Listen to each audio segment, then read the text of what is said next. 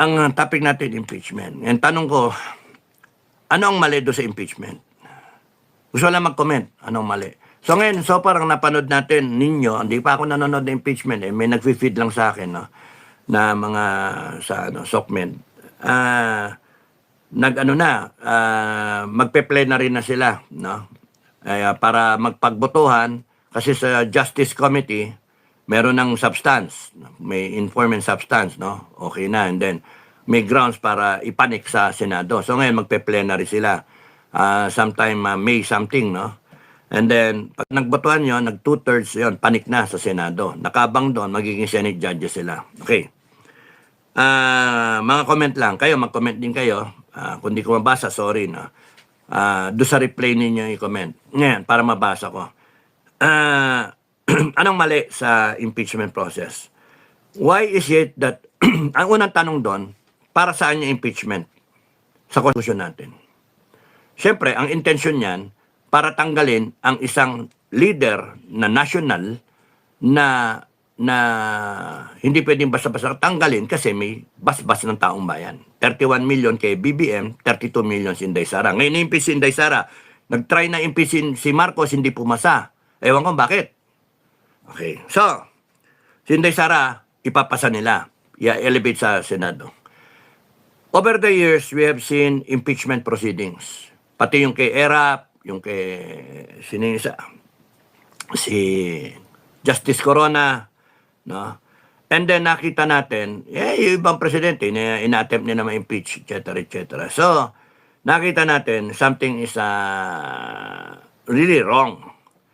Wherein the Constitution have that provision of impeachment so that we, the people, have, through our representatives, through our mga binoto natin, ay magkaroon ng boses tayo through our representatives na, pambira naman, sobra-sobra naman to. Dapat tanggalin yan. Puta, itong Inday Sara na to, nagnakaw yung ganun ba? Ginastos yung pera ng bayan Galit kami. Dapat tanggalin yan. Yung ganun ba? But, along the process, somehow, along the years, now, ako convinced something is wrong with the impeachment process. Something is terribly wrong with the constitutional provision on impeachment. That's why ako mismo, gusto kong tanggalin yan. Kagaguhan Why? Because the impeachment is a numbers game. May nadidinig kayo ganun, di ba? Because impeachment is a political process. Pagka sinabi nyo nga political process, sino sineserve? Taong bayan? Taong bayan ba? O yung mga politiko na pagka kunyari kagalit mo ito, Marcos, laban kay Duterte, tapos itong mga ayaw nila maboto to sa 2028, tanggalin mo, tapos, impeach It is a political process. Thereby, being a political process, if you accept that, it's a political process, nabababoy. Pwedeng babuyin. And the intention for such a provision, para lang yung taong bayan ay merong parang, so to speak, band-aid solution, para hindi tayo for 6 na taon nakalock-in doon sa tao. Kaya yung sa Supreme Court nga, di ba, may tenure hanggang sa ma-retire Tapos doon, yung presidente, 6 na taon. Senator, ganon, 6 na taon. Ano rin to, tong vice president, 6 na taon. So, merong nilagay, tayo, konstitusyon natin yan. At niratify natin, we, the sovereign Filipino people, do ordain and promulgate this constitution. Binasbasan natin, pumayag tayo. Yan ang gusto namin. Pero along the process, bakit? Yung gusto natin, parang hindi nasusunod. Bakit? Bakit binabanata ng Inday Sara na siyang political opponent nitong Marcos? At kung sino pa ang nagbabalak tumakbo ng election 2028 for president. Ang dami nila So, pabor sa kanila, lalo na kung senator ang mga yan. Puta walang question, boboto ko yung guilty Bakit? Pagka nag-guilty yan, wala yung kalabang ko. Ang isipin ko na lang yung ibang kalabang ko. Pero ito, mahirap kalabanin si Sara. Duterte yan Maraming boboto dyan. 32 million nga yung huli eh. Kaya kung ako, Senator, 20 plus million yung boto ko, mahirap. Hindi ko kayang talunin. Kung bala ko tumakbo ng presidente. Kaya tama lang, mag-guilty ko yan. O Congress, bilisan nyo, nag-aabang ako rito. Gigilting ko yung gago na yan. Yung ganon. Hindi gago. Gigilting ko yung maganda na yan. Oh, di ba? Makamasapak ako. Sa mga ano dyan, yan eh, it's a political process eh. Kaya kung hindi mo kapartido, kaaway mo sa politika, bibirahin. And kung merong sindikatong nangyayari, lalo na mabababoy kung may pera na involved.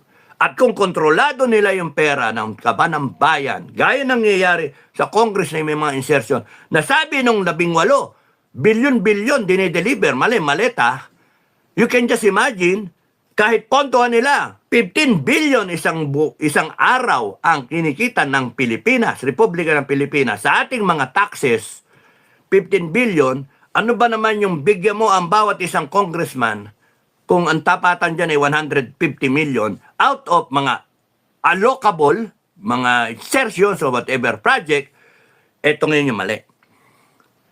You're trying to stamp out, tanggalin mo ang isang national leader using a process na magsisimula yung preliminary, titirahin yung national leader ng mga tao na ang boto 300,000 lang, maximum 100,000, 50,000, 60,000, lalo na kung marami sila naglaban sa distrito. And yet, ang gusto nilang tanggalin, yung 32 million na boto, national. Question, di ba may mali? Kasi 32 million yung kanyang boto na sisipain ng mga congressman na 300 sila magbobotohan. Sabi ng rekomendasyon ng Justice Committee na kitang-kita na ano naman, na bias, hindi pa nagsasalita, wala pa nadidinig na ebidensya, ang dating guilty na. Hindi nga sila, pinalalahan nga sila, hindi kayo ang magtatry ng impeachment. Hindi kayo judges, senator. Kayo, ang trabaho nyo, i-elevate lang yan. Magkaroon kayo ng probable cause. Yun ang ginagawa nila ngayon. So, tingnan niyo, ang boto niyang mga yan, 100,000, 200,000, may mali. Kasi magdanggal ka ng project, kakagat yan. Ano mas mahalaga? National o yung kanyang constituents? And sooner, and it's more logical to think na kakagatin yung para sa kanyang. May mga ganun. Nang bumoto ng huling impeachment, sinasabi niya. Kaya ako bumoto kasi ang inisip ko yung aking constituents. Sa kanila galing yan. Hindi ako nag-imbento. Kaya kung kunyari, operan ako ng 150 million, congressman ako, ang laking pera nun para sa aking constituents. Siyempre, may kickback ako doon. Kung magkano. Pero isipin nyo, bakit ko iisipin ang national? Pakialam ko dyan. Basta sa akin, makuha ko yung pera na pinangako sa akin para bumoto lang ako. And then, boom, bahala na yung Senate. Bahala na ang Senate kung iboboto siya. National leaders naman ng mga Senate. Nanalo sa national election. Pero may nakaabang dun eh. Paano kunyari, yung Senado, may mga presidential ambition. May mga nag-aambi. Ilan sa Senado ang nag-aambisyon magpresidente? Meron, di ba? Meron. Kaya pabor na tanggalin ang Duterte na pinakamalakas, according to the surveys, na presidential contender. Tanggalin mo, burahin mo, whether pakinggan mo yung case o hindi. Wala na. Sa akin, guilty yan. Guilty yan. Bakit? Putsang kalabang ko sa presidente. Makakatipid ako eh. Pagkatanggalin ko ako yung number 2 Number 2 ako, number 3. Di maglalaba kami ni number 2 and number 3 candidate. Pero yan, mahirap yan pakalabanin. Ayun eh. At least kung matanggal yan, mas madaling dayain pagdating sa bilangan ng boto. Kaya nga, sa pananaw ko, something is wrong with the impeachment process. I think these people who are in government are trying to subvert the intention, the good intention for which it was created for, which is to check the people, check the people in government, national position, or those all impeachable officers para matanggal sila.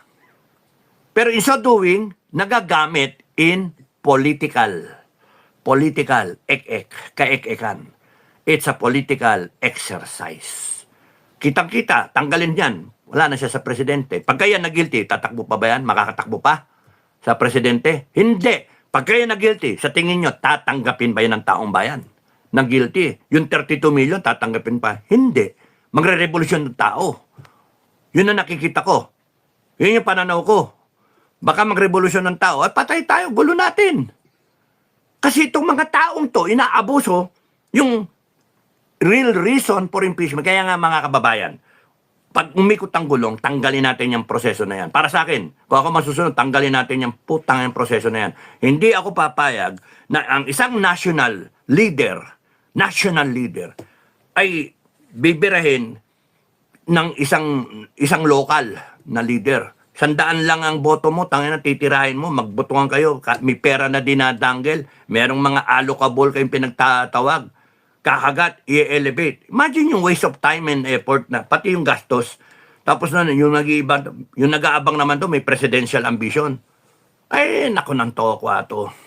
O kaya, matanggap. May tumatanggap ng pera dyan. O kaya, lahat sila. Kung ako negosyante, ganyan ako, ball game ko yan bayaran ko tig 1 billion yan, magkano lang yan? Magkano, ilan ba boto kailangan ko? 2/3, 24. 48 times divided by 3. 16. 16 votes ang kailangan ko. 16. Magkano kinikita ng Pilipinas? 15 billion a day. Mag-ipon na pala akong 2 araw kaya ko nang bigyan ng tig 1 billion yung mga tao Yan. Ngayon kung kakagat o hindi. Ngayon kung di ko magat, dagdagan ko 2 billion. Kaya So, nasa survey yung real intent ng Constitution, ng provision na yan. Hindi. It's a political process. Magbibilang. It's a numbers thing. Ngayon, nagbibilangan na sila Kung nagbibilangan sila na hindi pa nadidinig yung kaso, ano yun? Because alam mo kung sino yung aliado, sino yung kalaban, sino dito yung balimbing, sino dito. It defeats the purpose. The real purpose is to find out if an officer, a public official, on a national level, impeachable officer, has really done wrong. Pero hindi. Ito, they are creating story with false na mga witnesses, false declarations na bank account, mga ganyan. And then troll farm para ma-sway yung public, matipak na ang objective talaga, kung hindi ka may impeach at the very least, kung hindi ka may impeach Inday Sara, at the very least, matipak ang mga paniwala ng tao sa'yo. Mag-sow ng doubt. Kung baka ay putang ina, hindi ko na ibobote, magnanakaw pala yan Yung ganun ba? Yun yung objective. Na kahit hindi ka ma-impeach, kung sakaling sinwerte ka, not guilty ka, dahil sa may nakokonsensya dyan, o tumanggap ng pera, bumoto pa rin na not guilty. Kundi kaya bumoto ng, o kaya mag-abstain, etc. Malalaman natin kung paano Pero at the end of it, it's dalawa lang ang result niyan Whether the people will accept it or not. Yun lang yun.